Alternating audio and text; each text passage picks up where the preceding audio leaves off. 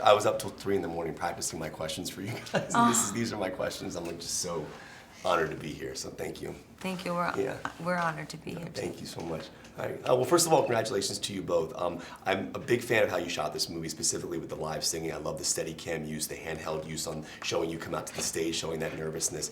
I'm curious how you handled the live crowds in regards to the sets you did in between people's real concert sets. How did you make people appear to be Jackson Maine fans in those crowds? And for you, when you went out, were there any moments where someone yelled Gaga, or were there people that noticed you and said like, kind of had that fan moment?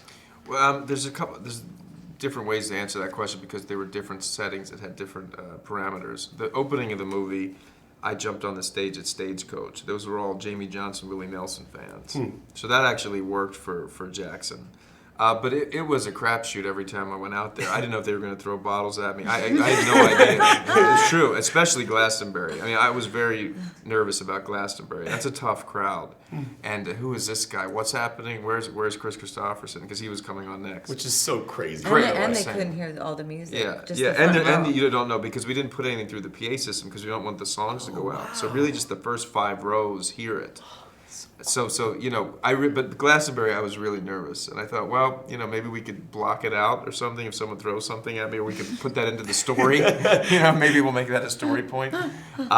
So that was really kind of crazy. And then Coachella, which we had the opportunity of shooting in between. We had a lot of Lady Gaga's fans who were kind enough to come and be extras, so that was wonderful. And they started shouting Gaga. I'd say 3 hours in, it was all Ally. They had made posters for Ally.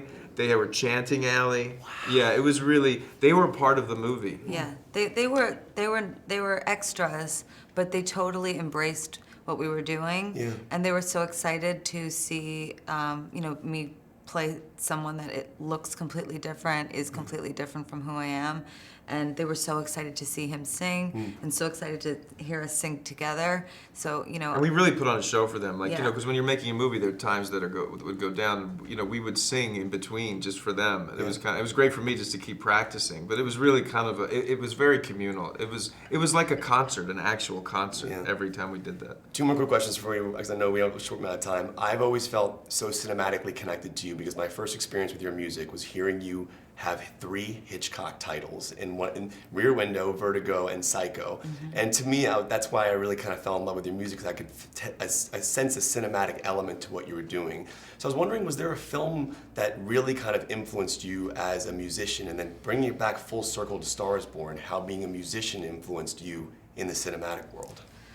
Well, I would say my first absolute inspiration in terms of the cinematic world and watching a movie where there was music that made me fall in love with it was The Wizard of Oz. Wow. And also the musical Guys and Dolls with Frank Sinatra. I just completely fell in love with, you know, music on the screen, and, you know, there's nothing, to me, what I believe about singing in a film is that what you have to say is so deep and so powerful that it can't be said with just words. You have to break into song. So I always found that very fascinating. But I will say that what's always drawn me to music, and I go back to him always, you know, in my life, is Bruce Springsteen. Yeah. You know, I grew up on the East Coast. My dad played his music all the time, and he's so real and he's so vulnerable and available, and he talks about his life in between his songs while he's playing, and, you know, that's also a major influence for me. And last question for you. This is something I've always wanted to ask you. I think one of the greatest videos of all time is the question you asked Robert De Niro about Awakenings when he wiped his brow. Yeah. And I was always wondering, from his answer on that day, looking now at this character, the little things that you add in, the tattoo right here, the way his voice sounds, the way his face almost appears sunburnt and like it's painful when he speaks. Can you speak on those choices? And maybe did you learn what De Niro told you that day and kind of apply them here? The thing I got from the De Niro moment was always go with your gut, because I knew it was such a crazy question, and I thought maybe everybody in the audience would laugh at me, and I made up some bullshit question about the mission and riding a horse if I didn't have the guts. But then someone right before me asked a mission question, so I was like, I gotta ask it. And the fact that he said, actually, that's a good question, that was the thing that said, oh, you know what? Go with your instinct. That was the question you wanted to ask him that you really wanted an answer to. So it was actually the moment itself I've learned so much from him as an actor just working with him. But that moment was an example to me of, you know what, go with, you really have a question to ask it, ask it. Thank you so much for this. Thank you. It really means. My wife was at the premiere last night. She said that you were rather emotional after the film. I was. I am 34 years old. I sat in the theater when the movie ended for 30 minutes just crying. I couldn't move. Yeah. And I think it's just a testament to what Bradley and everybody had done, like your scenes with him. What is it about the power of cinema that can bring us to that element? And are there movies of your, that you've seen in the past that have also brought you to this, or is this the only one? I don't, you know, there's, sometimes I think maybe it's because I've gotten more sensitive with old age. Some of the oddest things will set me off. Me too, man.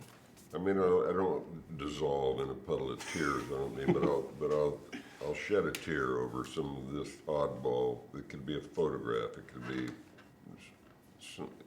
like the oddest thing. But after working on this film and being with these people and working so hard for so long, not me personally, I kind of came and went, but getting to know these people, getting to love these people who you've always admired, never crossed paths with either Gaga or Bradley, and then sitting down in a theater after hearing all the hype that we've heard, all of it positive, some of it created, some of it real, and listening to that music. The music is what got me. I've never seen a film that had all these musical pieces or interludes or whatever you want to call them that just continued this tale. Yeah. All of the lyrics, you can understand every lyric in this film. And every one of them it has something to say. It's like listening to a character in the piece. And it just really got me. You're right, your wife was right. I was was a wreck. me too, man. One of the lines that I think is the most poetic thing I've heard in years is this line about how an artist expressed themselves musically within a 12-note spectrum. And That was a gift. what a line. I'd wrapped on the film. I was finished with the film, and that scene got written, and I came back. Wow. And then to me, it's like one of the most poetic moments in the movie. That's And one of my favorite pieces because I think it's because it's with Stephanie too. But that particular little stanza there was pretty magical. This may be a loaded question, though, and it might be hard to think about, but can you compare those 12 notes of music to what an actor does? Like, where do you think they fall? Is there? Yeah, I think a piece of dialogue. You know, I'm not sure. Maybe because I don't fully understand music, obviously.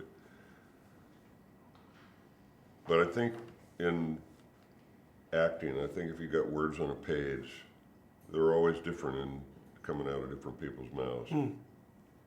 All actors interpret words differently. You know? Yeah. All good actors, they've got a way to go. You know, I mean, certain actors will try to do it like somebody else did it because they don't have some vision of their own.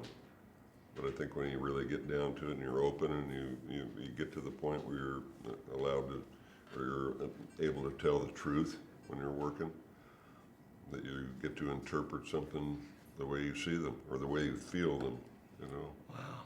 Well, thank you so much. Honor to talk to you. As someone who grew up on Lebowski, it's just true. It's truly cool to hear your voice in person, man. Thank you.